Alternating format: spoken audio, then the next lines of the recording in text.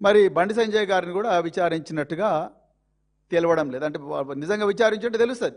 మరి కేంద్ర మంత్రికి చిన్న చిన్నలకే నోటీసు, ట్యాపింగ్ కేసులో అయితే రన్నింగ్ కామెంటరీ పెట్టిండు కదా 300 రోజులు. మరి దీంట్లో సంజయ్ గారికి కూడా నోటీస్ ఇచ్చుంటే మరి అది తెలవాలి కదా. సంజయ్ గారిని కూడా ఇంతవరకు విచారించలేదు. అందుకొరకే ఆయన బాజాప్తా జూన్ 12వ తారీఖు నాడు జూన్ 9వ తారీఖు నాడు హైదరాబాద్కి వచ్చిండు. వచ్చి ఆయన అంటున్నాడు, నేను హైదరాబాద్లో పాలు తాగినందుకు నాకు జ్వరం వచ్చింది అంటున్నాడు.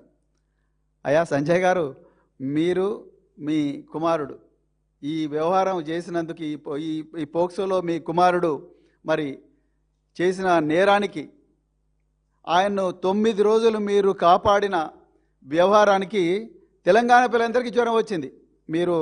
మీకు హైదరాబాద్లో పాలు తాగి జ్వరం వచ్చిందో లేదో మాకు తెలియదు, కానీ ఆ వ్యవహారం మే 8వ తారీఖు నుంచి మే 16 లొంగుబాటు అరెస్టు డ్రామా ఉంది చూసినరా. ఆ లొంగుబాటు అరెస్టు డ్రామా వరకు జరిగిన ఏదైతే హై వోల్టేజ్ డ్రామా ఏదైతే ఉందో దానివల్ల తెలంగాణ ప్రజలందరూ కూడా జ్వరం వచ్చింది.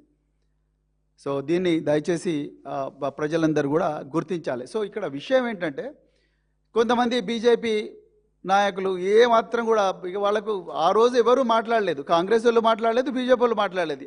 ఇలా ఖమ్మంలో జరిగిన ఇన్సిడెంట్ మీద మీరేం మాట్లాడతారు? పోలీసు వాళ్ళు బాజాప్తా అరెస్ట్ చేసినారు. అరెస్ట్ చేసిన తర్వాత బాధితురాలని వెంటనే పరామర్శించడానికి మా మాజీ మంత్రులు ఇద్దరు కూడా అక్కడికి పోయి బాధ్యతాయుతమైన ఒక రాజకీయ పార్టీ ఏ విధంగా బిహేవ్ చేస్తుందో ఆ విధంగా మా అగ్రనాయకత్వం చేసింది. కానీ ఇవాళ నేను ఒక్కటే అడుగుతున్నా, మీరు జాగ్రత్తగా గమనించండి మీడియా మిత్రులారా, తెలంగాణ ప్రజలారా. ఈరోజు రాష్ట్రంలో మహిళా శిశు సంక్షేమ శాఖ మంత్రి ఎవరు? సీతక్క గారు. రాష్ట్రంలో హోంశాఖ మంత్రి ఎవరు? రేవంత్ రెడ్డి గారు. రాష్ట్రంలో ముఖ్యమంత్రి ఎవరు? రేవంత్ రెడ్డి గారు. నిజానికి ఆనాడు బాధితురాలతో మాట్లాడాల్సింది ఎవరు? హోంశాఖ మంత్రి గారు, లేకపోతే మహిళా శిశు సంక్షేమ శాఖ మంత్రి. ఎందుకంటే వీళ్ళంతా పిల్లలు, మైనర్ బాలికలు are equal to children. So వాళ్ళు మాట్లాడలేదు. మరి సీతక్క గారు, మరి ఆమె రావాలి కదా నిన్న హాస్పిటల్కు, రాలేదు.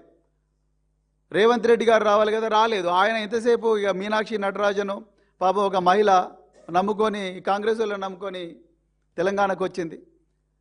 వస్తే పాపం ఆమెకే వెన్నుపోటు పొడిచిన వ్యవహారం. అంటే మహిళలంటే కొంచెం కూడా బర్దాష్ చేయలేని వ్యక్తులు ఇలా అధికారిక పొజిషన్లలో ఉన్నారు. ఇక వీళ్ళు కాంగ్రెస్ బీజేపీలో మీరే ఇన్ఫర్మేషన్ ఇచ్చిందంటారు, కాంగ్రెస్ వాళ్ళేమో మీరే మమ్మల్ని అన్యాయం చేసినారు అంటున్నారు ఎలక్షన్ కమిషన్ అడ్డం పెట్టుకొని. మీ అందరికీ తెలియకుండానే 3వ వ్యక్తి రాజ్యసభ సభ్యుడవుతాడా? రాజ్యసభ సభ్యుడిగా నామినేషన్ ఇస్తాడా? మీరు ఇక్కడ నుంచి ఇన్ఫర్మేషన్ ఇస్తున్నారన్న విషయం తెలియకపోతే. సో ఇవన్నీ వ్యవహారాల తలమునకలైన ఈ వెనుపోటు పొడిచే వ్యవహారాల మహిళలను రాజ్యసభ సభ్యులు కాకుండా కుట్రలు పన్నే వ్యవహారంలో తలమునకలైన మరి ముఖ్యమంత్రి గారు, ఆయన ఈ రాష్ట్రంలో మైనర్ బాలికల గురించి ఆలోచిస్తారా? మరి సీతక్క గారు అంటేనే మీరందరూ కూడా, మనమందరం కూడా రీల్స్ బాగా చేస్తారు అని అంటారు. మరి నేను రిక్వెస్ట్ చేస్తున్న, చేతులు జోడించే సీతక్క గారు, మీరు మహిళా శిశు సంక్షేమ శాఖ మంత్రి, మైనర్ బాలికల అంశం గురించి కూడా ఒక రీల్ చేయండి మేడం. ఒక రీల్ చేయండి. మైనర్ బాలికలు ఏ విధంగా తమను తాము రక్షించుకోవాలి అన్న విషయం మీద ఒక రీల్ చేయండి కదా. అంతే తప్ప ప్రజల గొంతుకగా నిలిచిన బీఆర్ఎస్ పార్టీని, ప్రజల ధన మాన ప్రాణాలకు వాటి కోసం ఎదురొడ్డి పోరాడుతున్న బీఆర్ఎస్ పార్టీ మీద ప్రతిరోజు కూడా కామెంట్లు చేసుకుంటూ కూర్చుంటే ఏమొస్తుంది కాంగ్రెస్ వాళ్ళకు, బీజేపీ వాళ్ళకు?